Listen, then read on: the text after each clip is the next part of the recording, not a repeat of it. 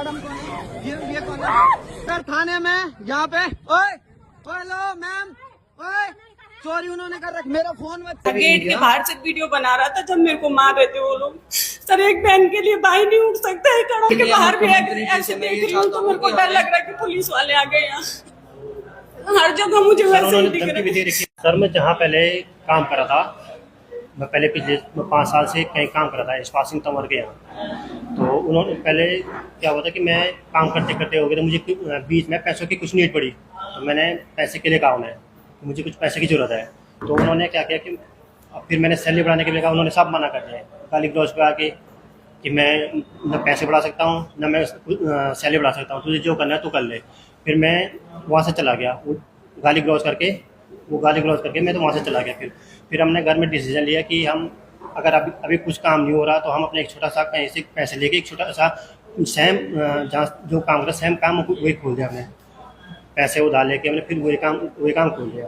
फिर उन्होंने क्या किया, कुछ दिन बाद उनका एक मतलब चोरी का इंजाम का एक थाने में एक नोटिस आता है और थाने से मुझे फ़ोन आता है उसका सत्येंद्र जी का कि आपको थाने में बुलाया, आपके खिलाफ़ कोई प्रार्थना पत्र है।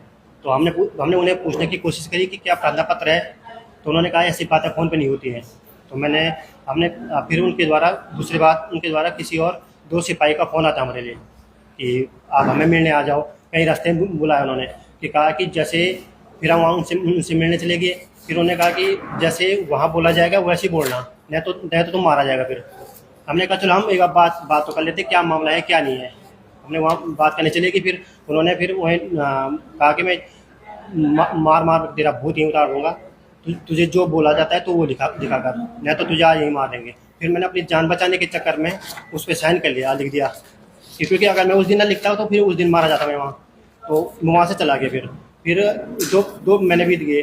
2 महीने बीतने के बाद हम अपना काम अपने ऑफिस में अपना काम कर रहे थे, तीनों बैठ के अपना काम कर रहे थे। तो क्या हुआ कि अचानक से 2 गाड़ी आ जाती हैं और बिना पूछे अगर मैं पहले कॉल आती है हमारे लिए तो हम पहले वहाँ जाते थाने में जाते पूछताछ के लिए थाने में जाते ना। उनका कॉल आया, सीधे आए, गाड़ी में बिठा के लेके चले गए। अब मुझे पहले तो रास्ते मार के लेके गए, फिर वाइफ को दूसरी गाड़ी में बिठा के लेके चले गए वो। फिर थाने में जाके पहले तो मेरे से मारपीट करी, दूसरी गाड़ी में इन्हें बिठा के लेके आ रहे थे वो। मारपीट करके मैं एक तो कमरे में बंद कर था तो मेरे साथ फिर बाद में ये आए वहाँ, मैं तो अंदर बिठा के मुझे बाहर आना भी नहीं दे रहे थे वो। मैं अंदर बिठा के एक कोने पे बिठा रखा था मुझे। बाकी उसके बाद